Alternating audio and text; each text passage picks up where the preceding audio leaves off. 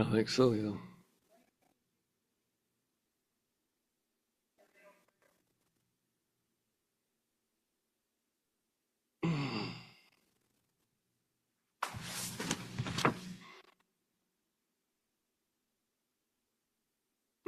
Good morning. You have filed a petition, if I understand correctly, representing yourself to request that the child's name be changed. Is that correct? Yes, Your Honor. And the respondent or the father's name is Joseph Lonell Bly. Is that right? Correct. Mr. Bly is, that is, microphone is on, correct? Mr. Bly has contacted the clerk's office and basically said he's objecting to the name change under the current rules that we're operating under by our appellate court's instructions. Anyone who is in custody that has a pending case must be given an opportunity to be heard on this issue. So we're going to have to necessarily reset your case and set up a Zoom link, either let him testify from the jail or have it heard in person, but the case will not be able to go forward today. You have to serve him with a copy of this petition. I did. Okay, and that may be why he's saying today, my understanding was he's saying he did not. Oh, he's saying he didn't get transported. So we're gonna have to reset it. Do you have a date to reset it that you can transport him down here? April the 8th? It would have to be after that. I do have things on the 8th. That would work. Right, reset for April the 10th and make sure that there's a notice to the jail that he needs to be transported down for that. Who is the judge? Wallace? Turnbow? Judge Turnbow will hear it on that day. Okay, thank you. All right, thank you. Sorry we couldn't go forward.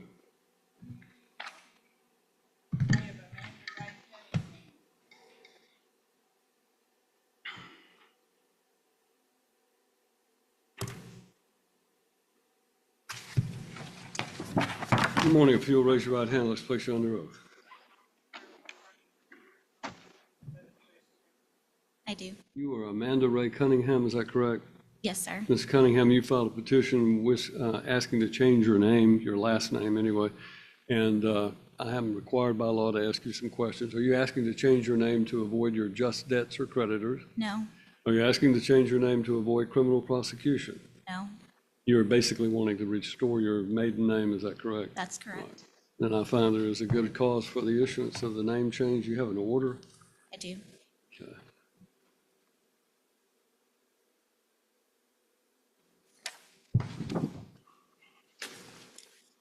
I'm going to ask you to sign off on this order.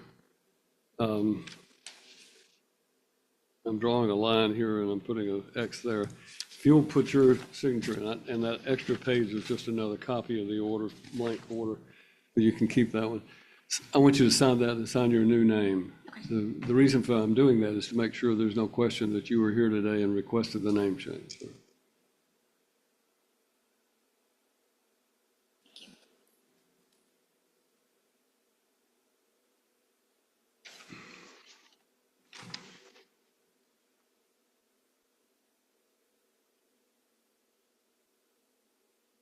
All right, I've signed your order granting your name change. You can get a copy of it a little later in the morning from the clerk's office, okay? Thank you. Thank you.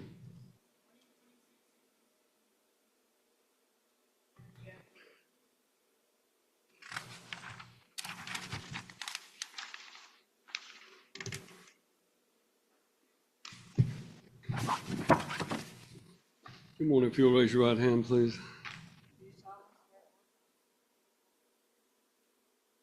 I do. You have filed a name request to change the last name of your minor child, is that correct? Yes, sir. And have you served a copy on the father of this child? He is not involved. So when I went to file, they didn't mention nothing about it. So I just, Do you know where the father is? in Missouri is all I know. You do not? Just in Missouri is all I know.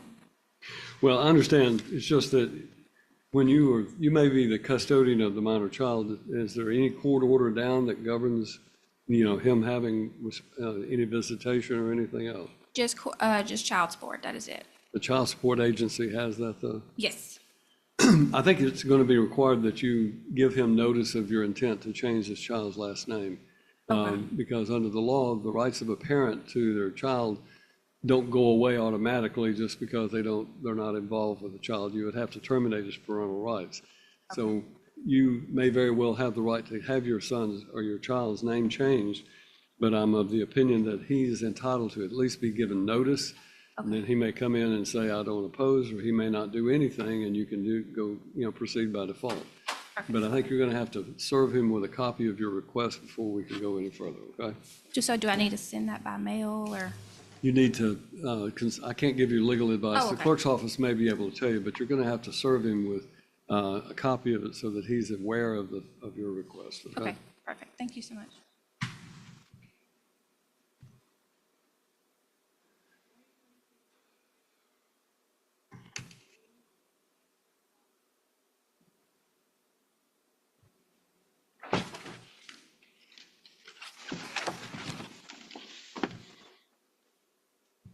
All right.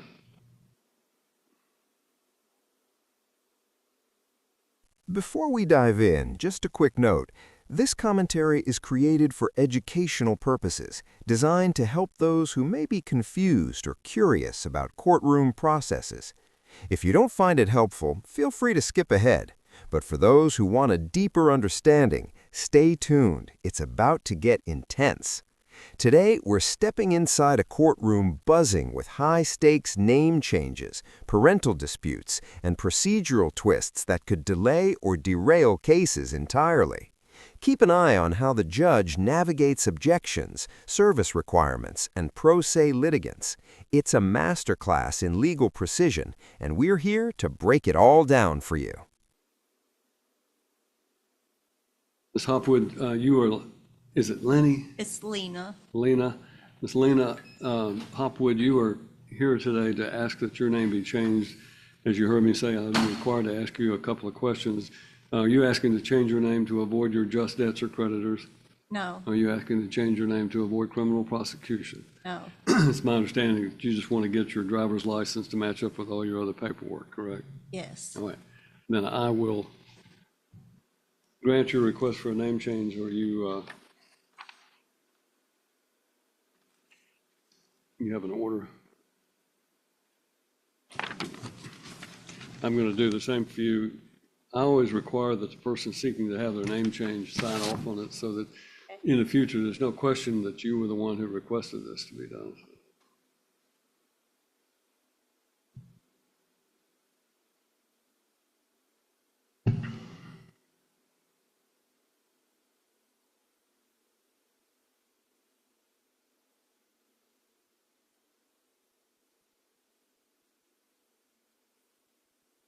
All right. I will change your name to Lanny Alice Hopwood. And I've signed your order. As you heard me say, you can get a copy of it from the clerk's office in a few minutes when they transport it over there, okay?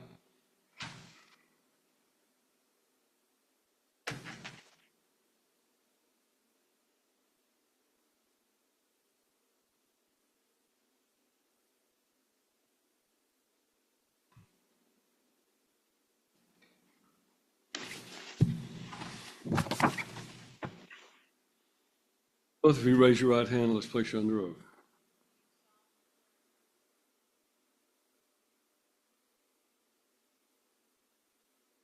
All right, this is a petition that has been jointly filed by you to change your name, change your minor child's name, is that correct? Yes. And you want to change your child's name to Damian Nathaniel, how's it? I can't Ludlam. read it. Ludlam Carpenter. Luckham Yep. Carpenter? Okay. And his full name presently is Damian Nathaniel Lee Kress. And you're asking to change it to Damian Nathaniel Luckham Carpenter. Yes. Okay. And you are the biological mother of Miss Ludlam, Yes. and you are the biological father, Mr. Kress. Yes. And both of you are in agreement that this is in your child's best interest? You're not attempting to change his name to avoid any sort of civil prosecution, any debts or creditors that you may own or that may have some relation to your minor child. You're not asking to change your name to avoid any sort of, his name to avoid any sort of criminal prosecution. And why are you wanting to change his name, just out of curiosity? He's actually not in his life anymore. He has another man that is his father, and in the future, we're gonna do an adoption. But Mr. Kress is the biological father, and you're in agreement to change the name. All right? I will change the name. It doesn't change any other parental rights that Mr. Kress as the father may have. But I'll change the name at your both requests. Okay? You have an order prepared? Yes. If-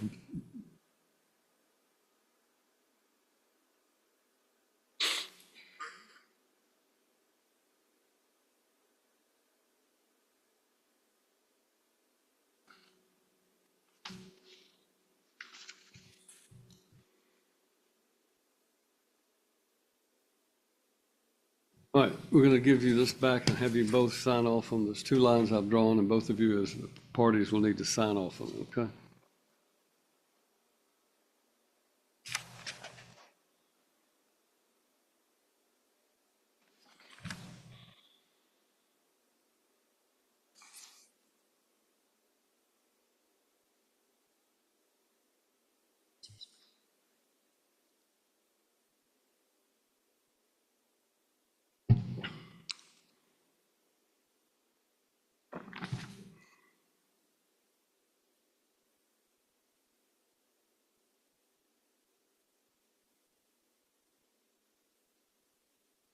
On agreement of both parties, I'll sign the order and grant your request for a name change. Thank you. You can get a copy a little later in the morning from the clerk, okay?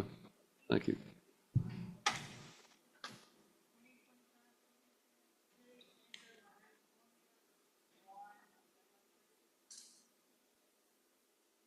This is a petition. There was a custody matter that was filed in Yolo County, California, back in 2023. Pursuant to that custody agreement, the mother was granted permission to relocate with the children, ages 13 and 10, back to the state of Tennessee. She has been here, and we filed back in October of last year a petition to register the foreign decree. We attempted to serve the father, and we made concerted efforts to serve him, and he refused to cooperate with the service. I personally, as an officer of the court, spoke to him. He contacted my office after about 4 times of me sending a private process server to serve him, acknowledged that he knew that a process server was going to try to serve him and that he wasn't going to accept it. So at that point in time, I came before the court and asked permission to serve him by publication. And we have served him by publication. We served him as filed with the court. I discovered a newspaper of general circulation in the county where he lived, and that is the Daily Democrat in Woodlawn, California. We filed that, and the dates of publication were February 6th, 13th, 20th, and 27th. No responsive pleading has been filed, so I filed just a motion to set, Your Honor. It's just to register the decree. We're not asking to modify the decree. We're not asking to modify the decree. Well, I was looking for what I was going to be setting for a final hearing. Yeah, it's just, I've done an order. It's just adopting, it's just allowing it to be registered so that I can then send that to the California to get a certified copy. I filed a copy with the clerk, but I need to get a certified copy. And it's just a scenario with, we've got a 13 and a 10-year-old that we just need to make sure that this court has jurisdiction over them now, because they do live, if you need testimony, they have lived here. And so that's the reason we're registering it. Do you need to put on any proof? It's basically, under the statute, you just have to file your judgment and serve him with a copy, and if there's no opposition, then it. Right, and there's not, but again, we've set forth a specific pleading that's sworn to, so I don't think the necessity is for any additional testimony is All right. required. Thank Thank you, you. Your Honor. I've signed your order.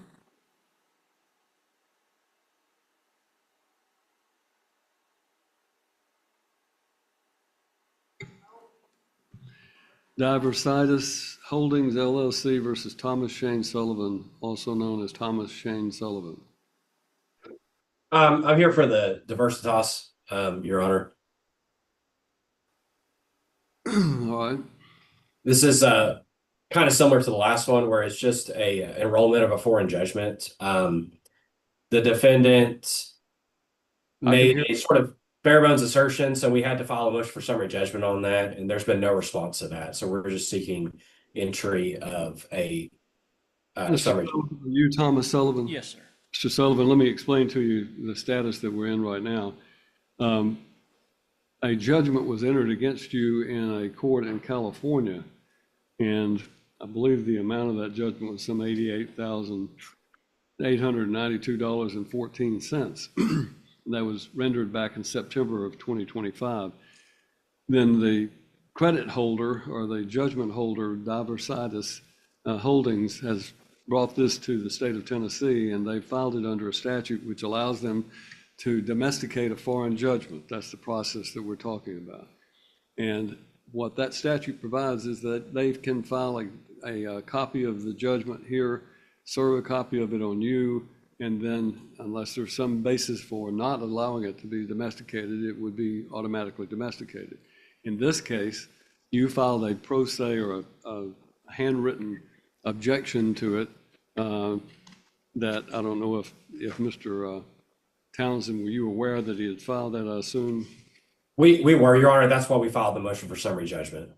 And because of the fact that you filed an answer in November, basically saying that it was taken care of by the finance company and you were told it was over, that I'm treating as an objection to the domestication of the judgment. So what Mr. Townsend has done on behalf of the plaintiff in this case is file what's called a motion for summary judgment. And that motion for summary judgment is under a specific rule of procedure. And that rule of procedure requires them to file an affidavit setting forth all of the facts, as well as a statement of undisputed facts. And a motion for summary judgment is to be granted by this court if there is no dispute about the material facts in the case. The process required you within a certain period of time after you were served with this motion for summary judgment to file a response, including a statement where you objected to the statement of facts that the plaintiff has supplied. You would have to object to those or agree with those, and then you would have to submit facts of your own. It's a bit of a complicated scenario. Yeah. But because you have not done any of those things, then the plaintiff in this case is under the rules of procedure entitled to their judgment to domesticate that foreign judgment under the motion for summary judgment. Does that make sense to you? No, would you It may allow not, me? but have you consulted an attorney at all about this? That's what I was just gonna ask. I don't understand it because this is almost 10 years ago. I mean, I was in a 3-year lawsuit and Tim Potter was my attorney, and Maximum Finance was the lien holder for the financing company, and they told me that everything was good. They cleared it. I ain't heard a word over this in years, and now. Well, let me do this. Mr. Townsend, I realize that this is a little bit unusual, but we're required to try to err on the side of caution to try to help pro se litigants. I'm going to reset your motion for summary judgment to allow Mr. Sullivan to consult his prior attorney because he's under the impression that this matter had been resolved by an agreement. You may also contact Mr. Townsend and have them explain it to you, but if you want to contact Mr. Potter, who is your prior lawyer, we're going to give you that opportunity, but it won't be reset for a real long time. So I'm going to reset it for that April 10th day. Your Honor, I only have a small objection to that, and we'll obviously allow, abide by that. The only objection was that Mr. Sullivan told me the same thing back in November or in October when he was served, and then has spent several months doing nothing on this except for a small handwritten response, and has never come back to us explaining his reasons for that. And so that's our only objection, Your Honor. I understand. And obviously, a layperson does not understand the procedures as well as someone who's trained in the law. And that's the reason I'm erring on the side of caution to give him an opportunity to at least talk with his prior attorney. Mr. Potter is a good lawyer. He's available here in town, so it shouldn't be a long delay. Are you available, Mr. Townsend, on April the 10th? Is that your date? Let me see, Your Honor. I need to look at our travel schedule.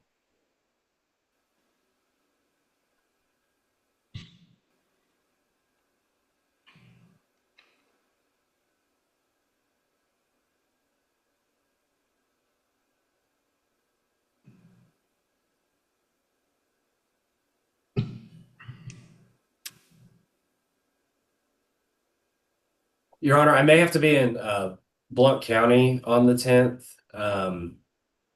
What about the 8th? What's your next chancery? I could do April 8th, or are you talking about May? Let's do this, April 22nd. April the 8th is just next week, I think, so. Right. April 22nd? Let me double check. I think that will. No, sorry, Your Honor. I have a motion for summary judgment that day in Morgan County. So What about the 24th? April 24th. I'm happy to get these days because that should work, Your Honor. I'm sorry, is that day okay? That day will work, Your Honor. All right, April 24th. Going to give you that much time to get, you need to go immediately to see Mr. Potter and explain to him, make sure you've got copies of what all is going on and let him I hope take a he look at does. it. Like I said, it's been almost, ain't there a statute of limitation on stuff? I can't give you legal advice. That's why I'm giving you an opportunity to talk to Mr. I Potter. was just wondering why they would wait this many years to. Well, that, practically speaking, that should have been raised in the California court that was. Well, I was in Tennessee, like I said. All right. In any event, let Mr. Potter know you need to speak to him, and then we'll reset you on the 24th for Judge Turnbow to decide the case. All right, thank you. Will that be the same time, Your Honor? Do you want us to send notice of hearings? Thank you. 9 I'm o'clock. sorry. 9 o'clock. Okay. Thank you, Your Honor. You're welcome.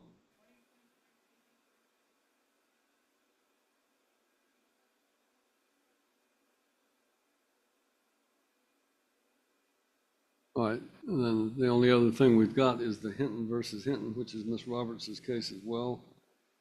And that's a Humphreys County case that I agreed to bring over to try to conclude today.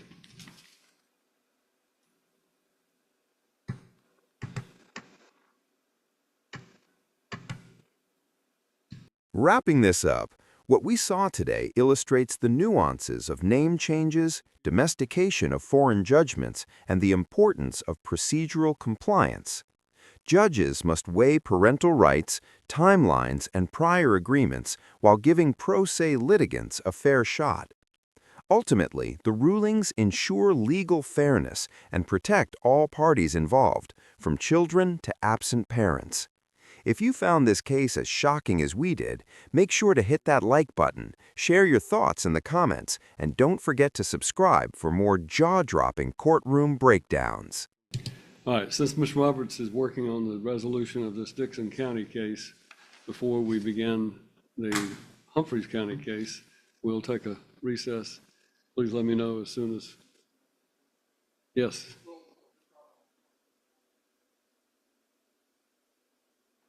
May take a while, may take a while to do the EPA on their part. Are you done with it? Oh, okay. I think we've gotten a settlement in the Jordan matter. Ms. Duke was kind enough to go on and get it typed up. I just need to review it. So I don't know whether or not you wanted to give me a second to review that final decree that we can submit to Your Honor to settle the Jordan matter, or whether you want us to start the Hinton matter, and then when you take your 10:30 break, just give me a little bit longer at that point in time to review it. I don't care. I got to hear them all anyway, so matter of fact. Well, I would what's prefer better rather than the Jordans having to wait. I would prefer to settle the Dickson County matters completely and get in the docket on the Dickson County so that we can then start the Humphreys County matters. So Yes, if that would be my preference also, if Your Honor doesn't mind. then we'll take a recess to let you do that. Thank you, Your Honor.